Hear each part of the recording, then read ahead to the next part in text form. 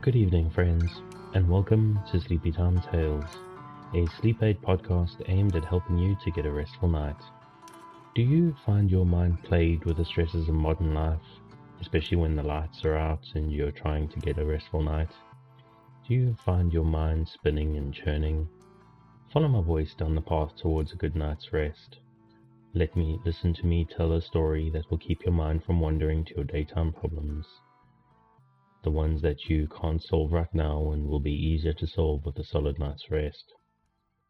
Listen to my voice and allow yourself to drift, following the twists and turns, but slowly letting go and drifting into the deep night. Before we get to the main story that you're here for in the principal part of the intro, I want to just talk a little bit about the business side and promote a few little odds and ends. I do want to try and encourage my listeners to maybe try get involved a little bit on the Facebook page.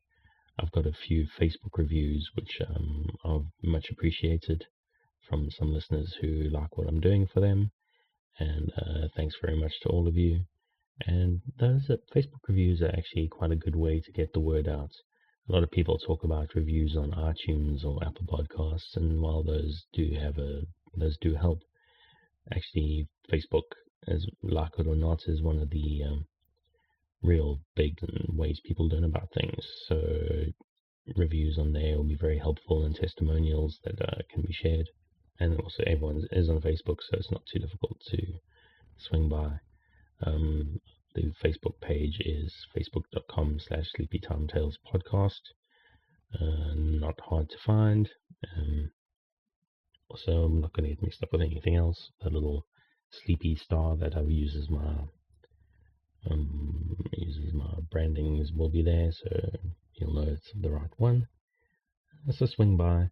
I sort of have a vision maybe of maybe in the longer run, listeners starting to get to know each other and sort of form almost a community around on the Facebook page.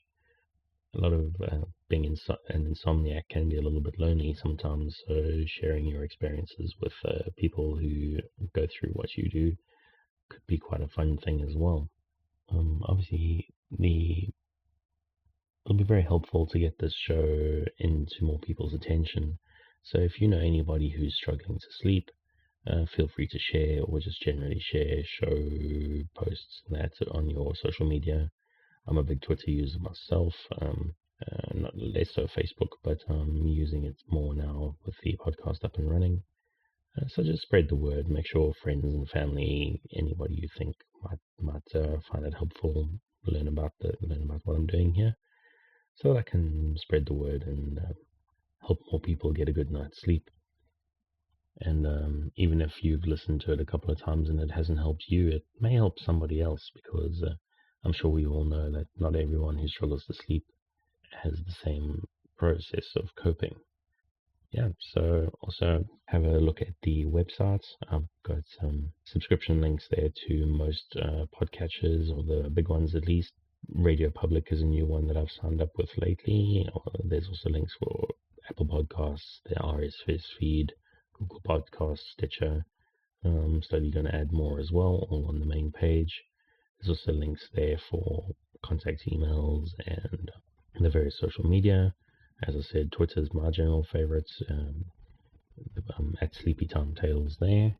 Now, also spreading the word obviously is the best thing you can do for me and for the show. But also, it would be much appreciated if you are finding it useful a couple of nights a week, or if you leave it running in the background so my droning voice can sing you to sleep.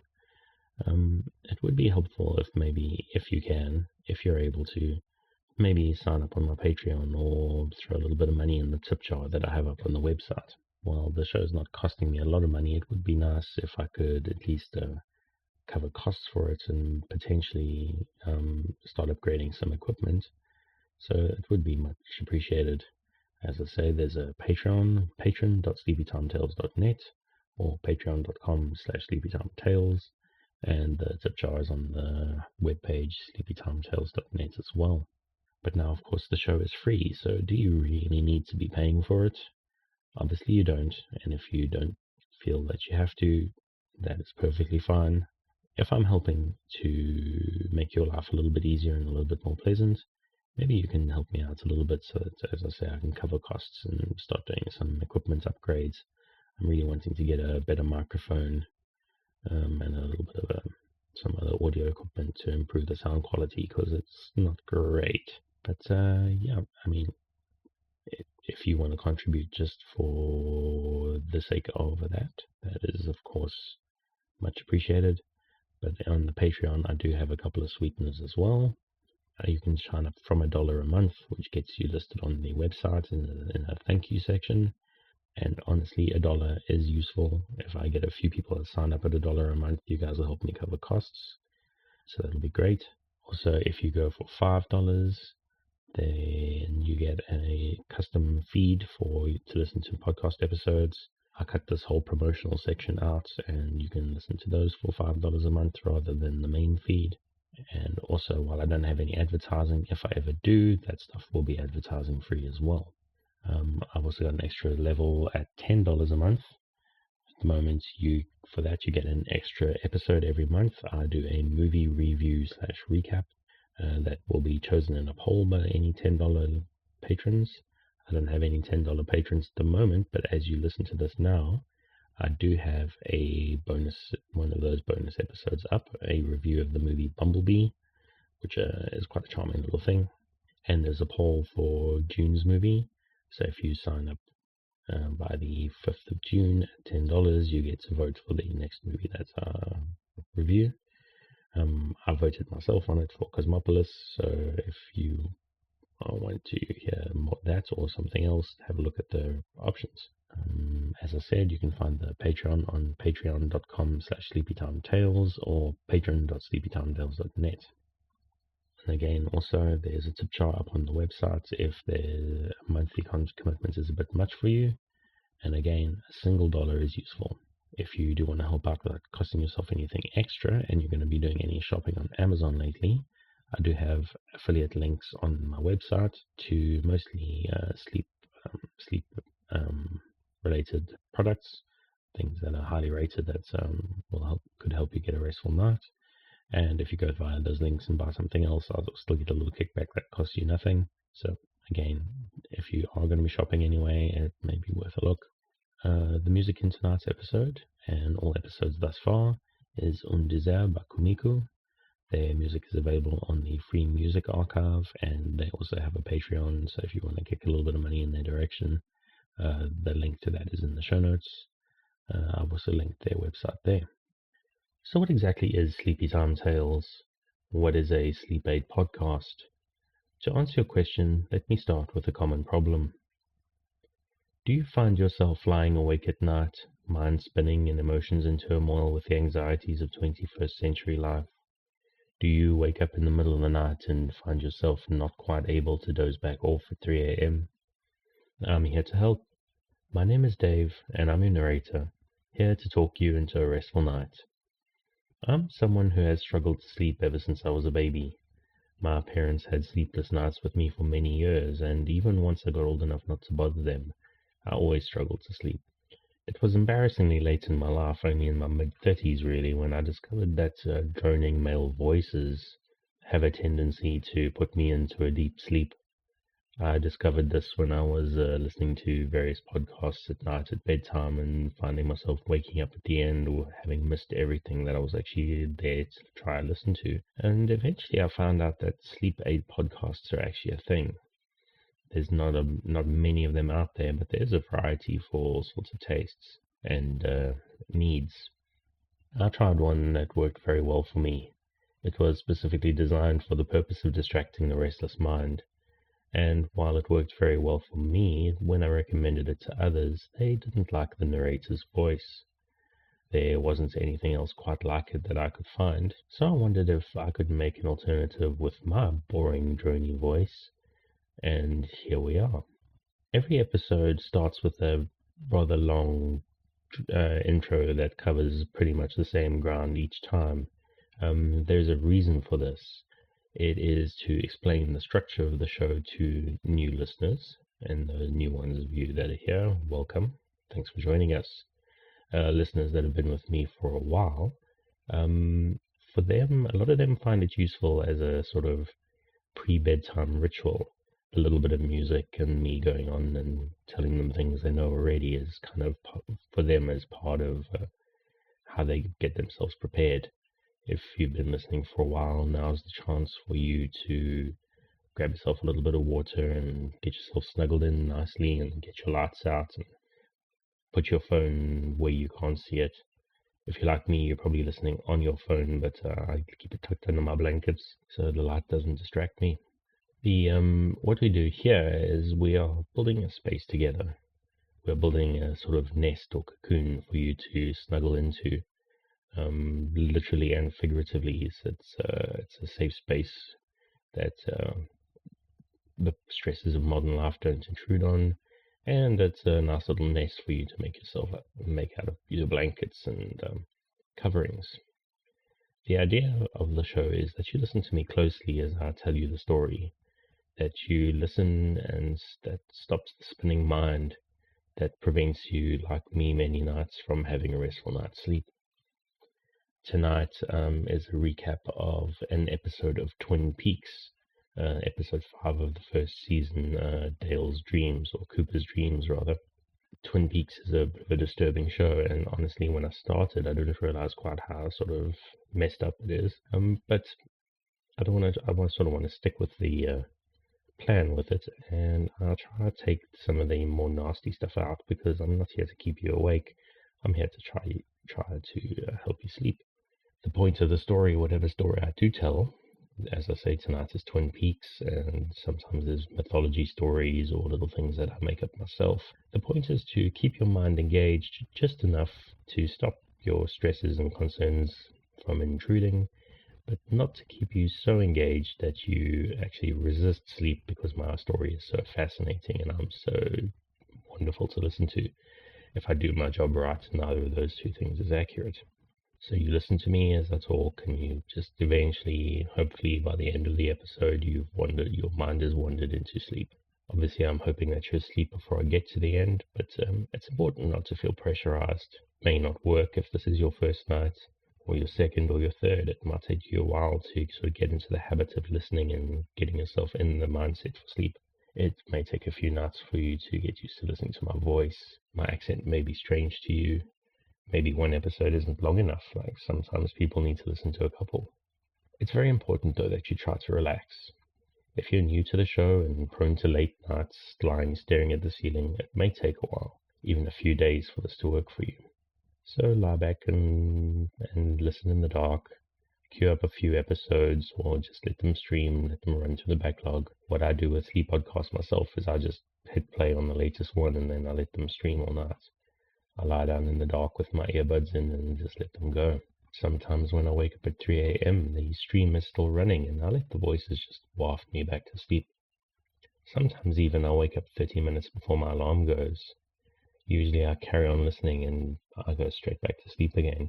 Let me tell you now that 30 minutes is sometimes the most restful part of my night. I don't know what it is, but there's something about allowing yourself to relax completely right before the alarm that just is very deeply satisfying. So you have the basic idea. You relax and you lie in the dark, and while you do that, I tell you a tale. So relax, dear listener, my nighttime friend who has elected to lie in the dark, listening to my voice. You will always be safe with me. I'm here to help you, to improve your life, to help you get a restful night, which is probably a small contribution and a great benefit. People don't sleep a lot these days, and it makes life a lot harder than it needs to be. So I'm here to help you get some sleep and face tomorrow and the day after well rested and be better able to cope. I believe very strongly in the benefits of kindness. I want to be kind to you. I want to share kindness with you. I want you to be kind to yourself. Don't beat yourself up or rebuke yourself over not sleeping. Don't get tense if you just can't get yourself over the edge of sleep, even with me here in your ears trying to help. Frustration is one of the great enemies of a good night's sleep. The intent with this podcast is to help get around that frustration, to distract the feeling that we get when we start to blame ourselves for not being able to let go and just drift into the dark. So take a breath. Forgive the fact that you can't sleep, and let my voice wash over you and under you. Take another breath. Imagine the warm darkness rising up, inviting you to sleep into a better life starting tomorrow. And if you can't let go, forgive yourself and try again tomorrow. If you've had a life of insomnia, sleep is something like an enemy. But it is not your enemy. It is a natural process that we have been pulled away from by stress and life, and supposed progress shining bright lights in our eyes at all hours. I'm here to work with you, to create a safe space, a cocoon in which you can curl up and allow nature to take its course. So if you're still with me, thank you for staying. If you're already asleep, we'll chat again soon. And of course, you aren't hearing me, except maybe in a dream.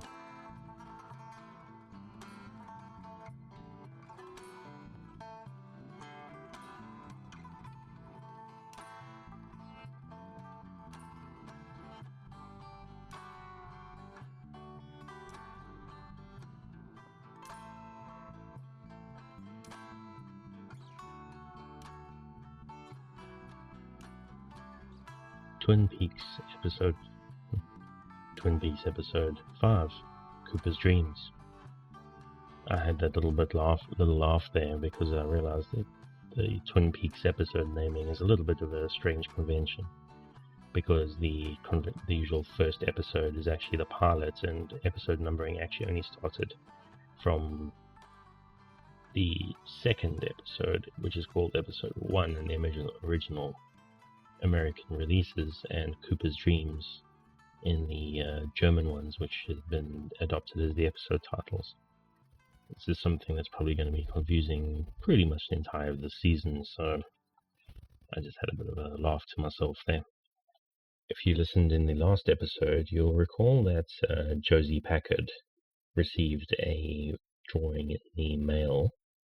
This actually isn't in this episode, except it's on the previously on, and I saw something that I hadn't seen before. The drawing was a domino sent to her by Hank, the husband of Norma, the diner owner, and it's a double 3. It also showed him playing with a double 3 domino, while he was in his hearing for his parole. I just thought that was quite an interesting little detail that I'd sort of glossed over when I took notes last time, and will probably have some relevance going forward. The episode itself, though, starts with the moon coming into focus. The moon has a red tinge. In 1989, when this aired, we didn't have these blood moons and wolf moons, and, well, we had them, but we didn't have Twitter popularizing all these weird names for just very common natural phenomena. So, yeah, we got the moon coming into focus, and it's slightly red tinged. There's a very strange sounding music. It's very rhythmic, chanting, men singing. I'm going to be honest, at first I kind of thought it was like Native American music, but that sense didn't last very long. It was nothing much like what I've heard of the music in the media I've listened to, and who knows how accurate the media that we get really is. The music wakes up Cooper in the middle of the night. He talks to his dictaphone, talking to Diane, who I'm sure is his assistant, who gets these things sent to her all the time. He's complaining about the noise and asks her to send him some very fancy sounding earbuds, earplugs that will hopefully help him get some sleep, because he has this feeling that this sort of thing's going to last. When he went to Twin Peaks, he didn't think a quiet little sleepy logging town would have so much noise keeping him awake. Don't know why you would think that. Small towns often have lots of noise, but who knows. We now cut to the Great Northern Hotel dining room in the morning. The men we can hear can hear the singing again. The male voices singing in a non-English language. The Dale bumps into the waitress, who tells him it's a bunch of Icelanders who are there for a business junket. Cooper gets a coffee from the waitress. Audrey comes in and sits down with Cooper. She says that she's going to get a job because she wants to help him with his investigation. Cooper's not really paying all that much attention to her, unfortunately. He says sorry he doesn't have time for breakfast, so he gets up to go. Yeah, he's a bit aggravated from the noise, obviously, so he's not hanging around to have his breakfast, which he appreciates so much, his well-cooked bacon and eggs. She offers to come with him. Cooper says the last I checked, Wednesdays were school days, which is a reminder of their age difference, I guess. He does ask her age when she starts getting a little bit flirty, and she tells him she's 18.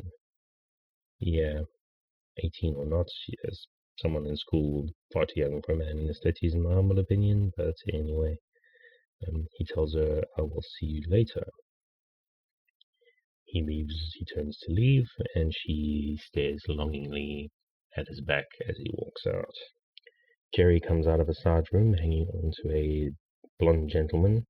He's also singing and shouting, and we know that he's been seeing the Icelanders in Iceland, so he's now brought them to take a look at whatever the deal is that they were trying to get the Norwegians to sign previously. And he's obviously the charmer in the family, so he's there greasing the wheels. Jerry comes out, singing with an Icelander gentleman, and then says he's going to be back later, and he goes across to see Ben. Ben is in his office, not looking too happy. He says there's been complaints from pretty much every guest. Jerry has obviously been having a lot of time. He seems to have got himself a girlfriend. He talks about a very tall, beautiful woman that he is in love with. He also comes in with a frozen leg of lamb. He always seems to come back from his trips with food, although I don't really know about bringing legs of lamb in your airline luggage, but who knows. Maybe they make exceptions for business trips.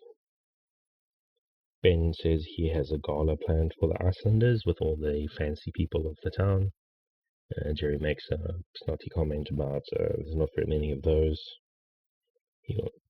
Ben also mentions that maybe we might, and then he says we might take them too, and then he doesn't say it out loud, but he puts his hand over his eye. So he's obviously referring to One-Eyed Jacks. It's a random little bit of trivia, something I only picked up fairly recently. The Jacks in a suit of playing cards.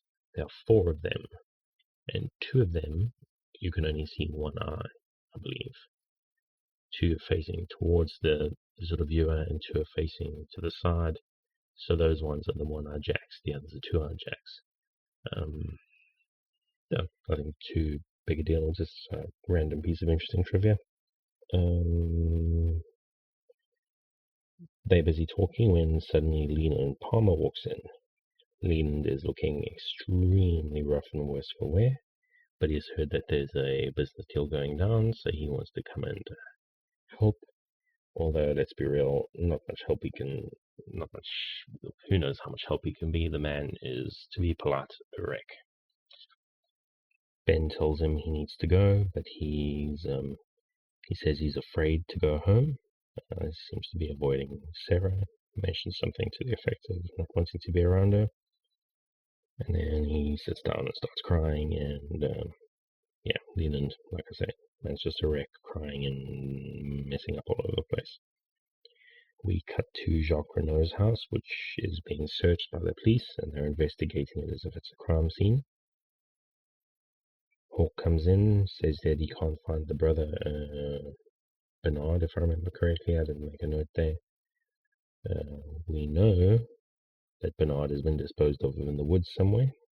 We see a lovely old Doc on the phone. He comes to Harry and Dale and says that the blood on Leo's shirt was not Laura Palmer's because it was the wrong blood type. It was AB negative, I think it was. The phone rings again. Doc goes to answer.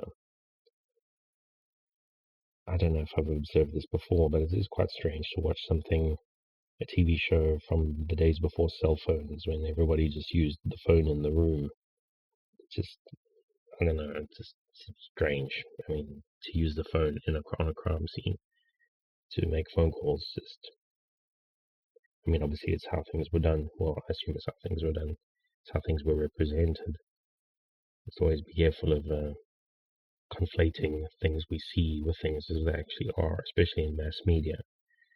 But yeah, I mean, this day and age, he'd be talking on his own cell phone in the corner of the room. Andy comes with a coffee and a donut. Dale takes him. He's very excited because he's obviously hungry for having missed breakfast and only have had one cup of coffee. Dale asked what's happening with finding Leo. Harry says there's an APB out on him, but there's been no sign of him so far. While they're talking, Dale takes a look up at the ceiling and spots something.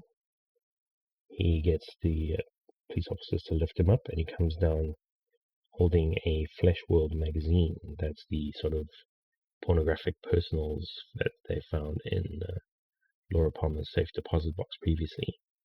And the one with the ad for Renette Pulaski, and it also had a picture of Leo's truck in it. Dale spots something. No, I got that part. Doc comes back and says that the blood on Leo's shirt seemed to match Jacques Renault's. Yes, the blood type is AB negative, which, if I remember correctly, is quite a rare blood type. Universal donor, if I remember correctly, so rare and very valuable. The magazine is basically a clearinghouse for personal ads. The ads don't get sent directly to the recipients; they go via the magazine and then get forwarded.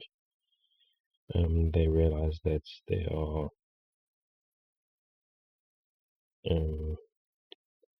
there's no contact between the actual person responding to the ad and the ad holder. They realize that Jacques Renault has been receiving some letters via it seems like, if I get this correctly, Jacques Renault actually is the magazine clearinghouse. So the stuff goes via him and he sends it off somewhere else. They have a picture of a Polaroid of a slim man in a beard wearing a dress on a bed. Make a few snarky comments about that. Dale, at this point, notices that there's a picture of Leo's truck in the magazine, which I don't think they realized previously because Dale hadn't seen Leo's truck as yet. We now cut to the Johnson house, Leo and Shelley's house, where Bobby and Shelley are there. They're busy talking about Leo. Bobby is enjoying Shelley's cooking. Shelley tells him that Leo didn't enjoy her cooking at all. She mentions having dropped out of school in the 11th grade to marry Leo. Bobby's being very brave with just Shelley in the room. He's holding Shelley's gun, pretends to hold Leo at gunpoint while Shelley's sitting in his lap. He very irresponsibly runs the barrel of the gun down her chest, sort of like joking around with her. She seems fine with it. I don't know much about guns, but I'm pretty sure that it's extremely poor gun behavior. There's a sound of a car door that startles them. Shelley goes and looks, and then she says it's a deputy coming. Bobby goes to hide. Shelley's looking quite nervous. Bobby tells Shelley, just do it like we practiced. The deputy that comes in the door is Andy, who's looking for Leo. Shelley pretends to be very concerned. Mentions in passing that Leo and Jacques had been fighting about Laura Palmer previously. Andy hears this, gets quite excited, and charges off. Bobby comes out of where he was hiding. He's very proud of Shelley for doing well. The phone rings, and it's Leo calling. He asks if anybody's been looking for him. She says that no, nobody has been. Bobby hands her the gun while she's talking to him. Leo says, I miss you, and she says, I miss you too, while she stares at the gun, looking quite excited at the thought of using it. We now cut to Ed's workshop where Norma arrives. Nadine isn't there at the moment. She's off at the patents office trying to get the patents on her silent drape runners. Norma tells Ed that Hank has been paroled and he's coming home. She tells him that she hasn't told Hank about her plans to leave him for Ed. She obviously didn't realize that Hank was going to be up for parole so soon. Ed also is worried about Nadine. He says she's not well. Not really surprising. I don't like to be dismissive of people's mental health, but she is not all right. She seems to have a bit of some kind of mood issue. Both they sort of mutually decide without saying it that they're going to break off their affair. Norma says it's typical of the two of them to always worry about someone else and leave themselves with nothing to show for it. We then go to Audrey. She's at an office at the department store speaking to Mr. Emery, the manager. He's agreed to take her on at a low position. He wants to put her in the wrapping department. Now, obviously, we know that this isn't what Audrey's after. She wants to be in the perfume counter because she thinks that's going to help her investigate Laura Palmer's death, which will then impress Dale Cooper. So she basically completely shakes down upon Mr. Emery. She says she's going to make an assault accusation against him if she doesn't get her way. So he crumbles and agrees. Specifically, he agrees for her to work at the perfume counter, while he tells her father that she is working in the wrapping department. I take it Ben doesn't pop into the department store very often because that wouldn't really work if he ever did. We then see Donna. She's outside meeting James. If I remember correctly, they meet in a sort of gazebo thing. He tells Donna some truth about her family. He had told people that his father died, but his father was actually a bum musician who ran away. His mother was a writer and an alcoholic. And she's off shacking up with someone. She seems to fall off the wagon every now and then.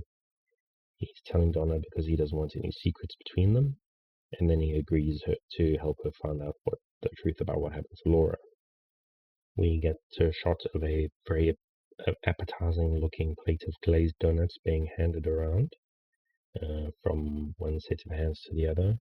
Most of the hands have rubber gloves, so I'm guessing, well, I know because I've watched the episode, but it's quite obvious that at the beginning that it's at a crime scene. We don't know which one, but obviously it's Jacques Renault's house. I'm no forensic expert, but handing around glazed donuts to people busy investigating a crime scene with their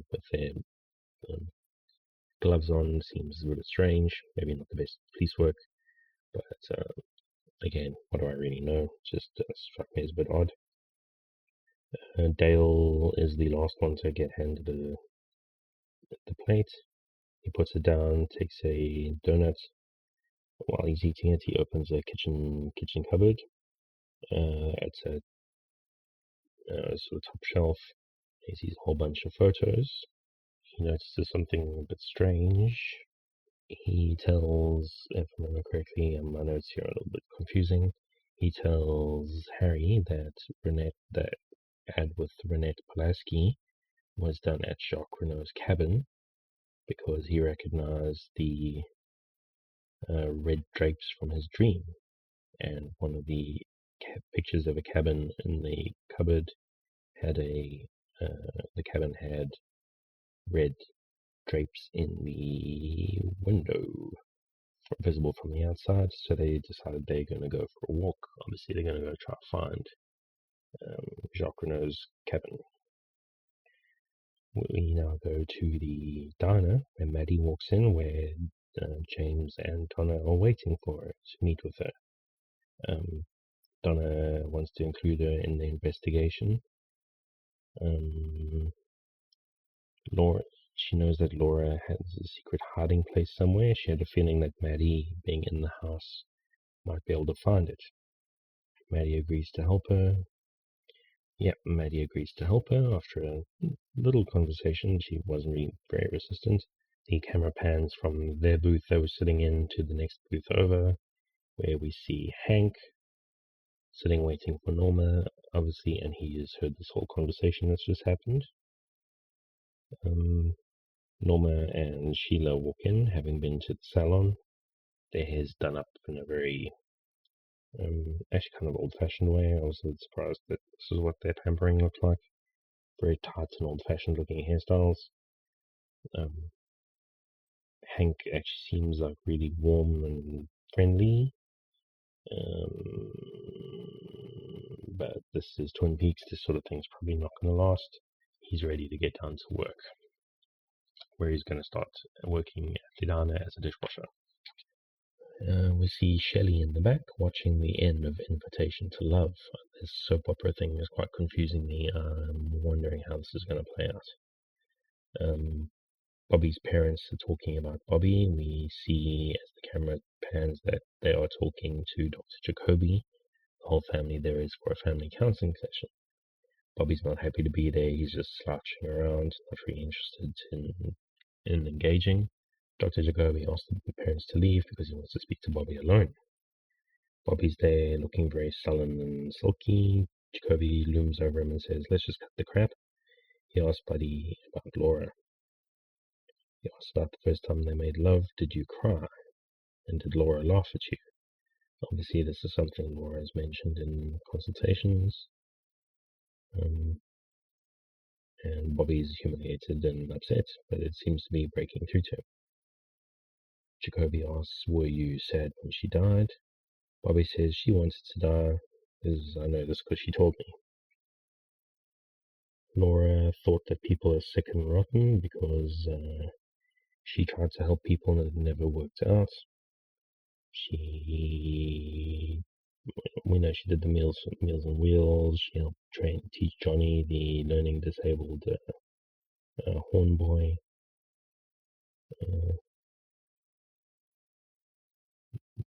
Laura eventually learned to hold back because she kept getting hurt. Jacoby said that Laura corrupted people around her because she believed she was corrupt. She corrupted Bobby, who she got selling drugs and carrying on. It was all apparently her plan. The music starts to swell and gets very dramatic. We have a view of a bird, can't quite make out what it is at the time, and a gorgeous view of the Washington mountains. The police are starting to walk through the woods. We have Hawk, Harry, Dale, and the doc. Because in case they find a crime scene, they want the coroner / ME guy with them. They walk into the woods. We see a crow landing and watches them. Hawk is doing some tracking of some kind. I don't know what he's looking for. They reach a cabin, which they find a cabin which doesn't look like the one in the photo, but they go to investigate it anyway. Harry's carrying a rifle. Hawk has his revolver out. That's something that actually strikes me as well about these older shows is police used to carry revolvers in these things, and like more modern shows where they carry automatic pistols, usually 9mm or 45s. They're busy sneaking around the house, and the log lady comes out. She says to them, she startles them. They start to point their guns at her, but they don't get that far. So it's not Jacques Renault's house, it's Log Lady's house. She has tea and cookies. She makes sure to mention that there's no cake.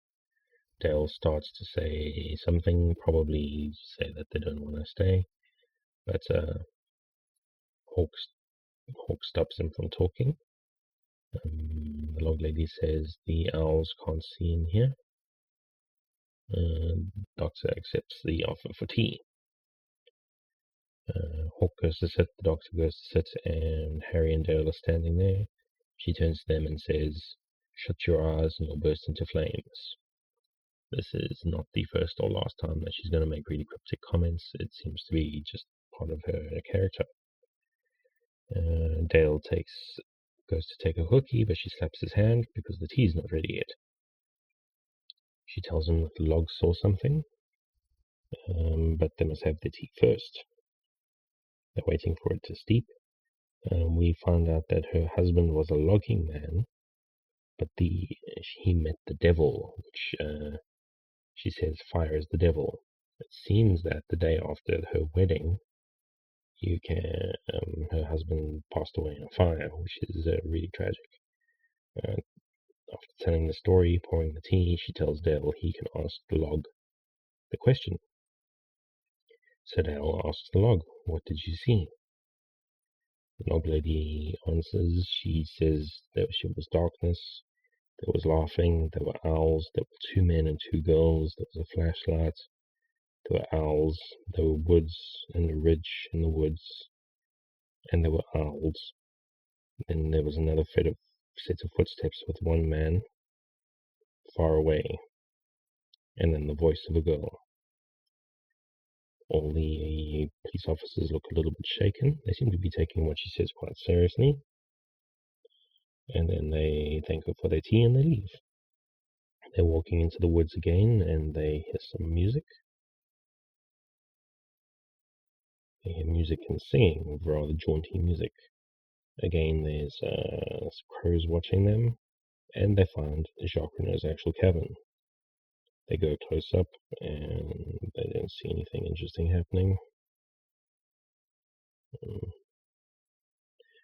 We get a close up of the crows. Obviously, the crows are watching what's going on here. They all sneak up to the house, weapons drawn. Doctor sits a little bit down the path. He's going to stay out of the crossfire if anything goes wrong. They burst into the house, and we see the red drapes, the room draped in red completely.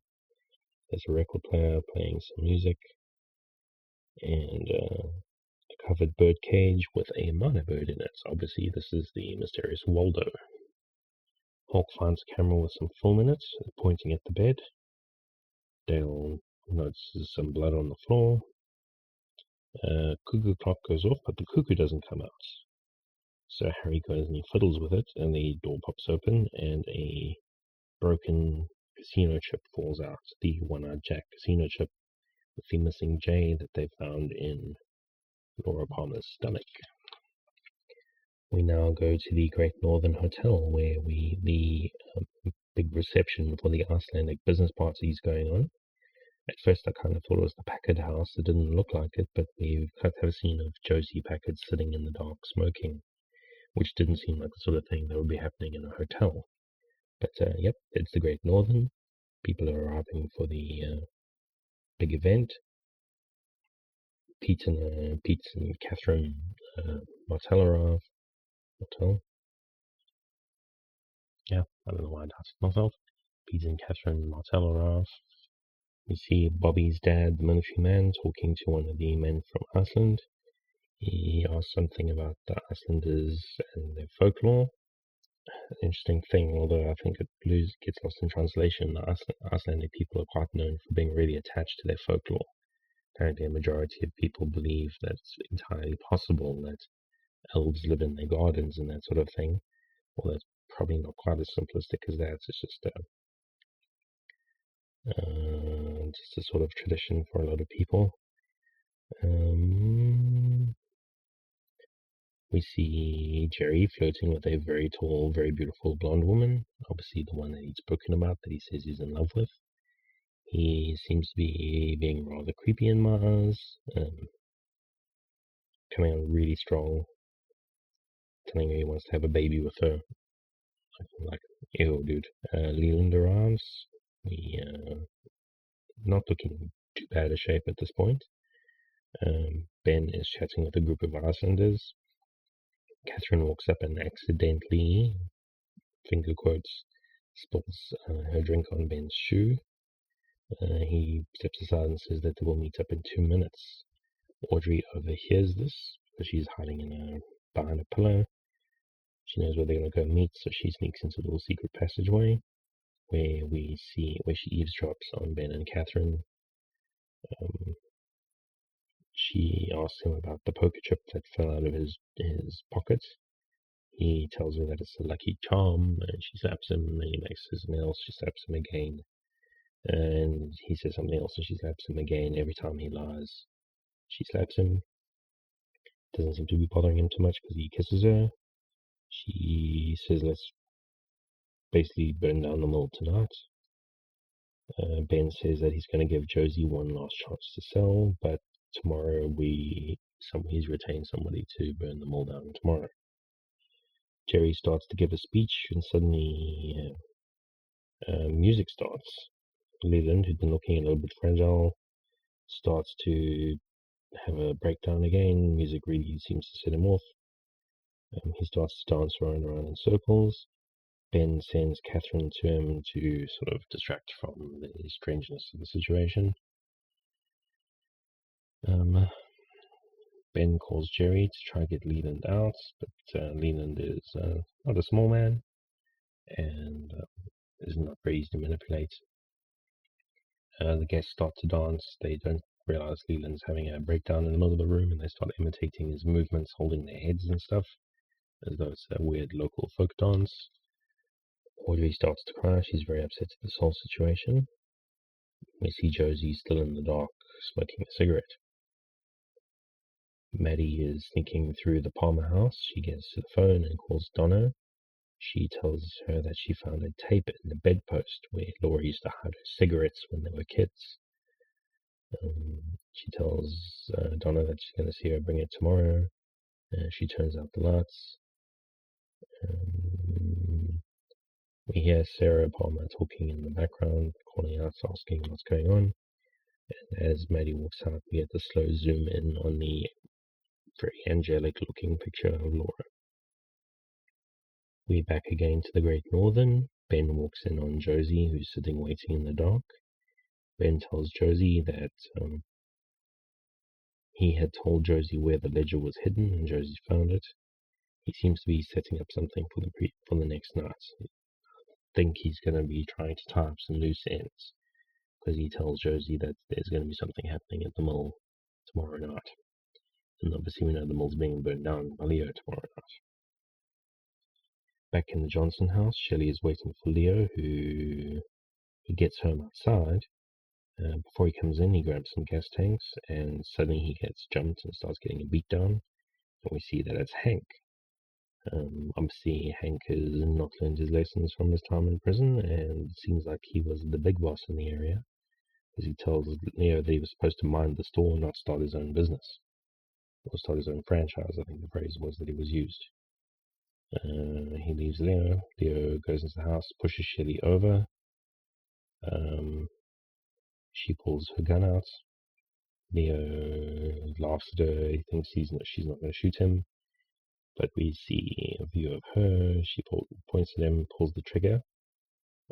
Doesn't seem to do too much damage because he starts screaming and crying out, and he runs out. Back at the hotel, Dale hears singing again. But as he walks up to his room, he sees that his door is open. He pulls his gun out and he goes into the room, which is very dark. He turns the light on, and there is Audrey lying in his bed waiting for him. We see that she's been crying. She asks him not to make her leave, and we cut to black.